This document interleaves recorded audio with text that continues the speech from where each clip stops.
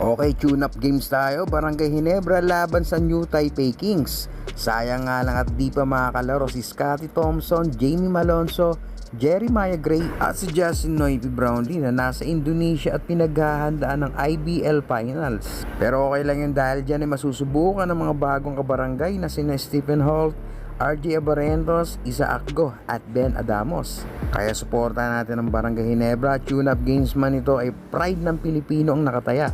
Kaya kahit anong team ka man ay sumuporta tayo sa ating mga kababayan. Pero kung number 1 basher ka ng barangay, matulog ka na lang, ganun lang yun para di ka ma-high blood. 8:30pm ngayon po yan, July 31, 2024. Gustuin ko man mag-live pero mawawala lang. Nire-report tayo ng mga nagpo-promote ng sugal na nagla-live. Kasi tayo libre sana, walang alok-alok ng sugal o donation kuno sa GCash. Pero sad to say, naumay na ako sa ginagawa nila. Update ko kayo kung saan may magandang live. Ako nga pala si Damon X. Maraming salamat sa suporta.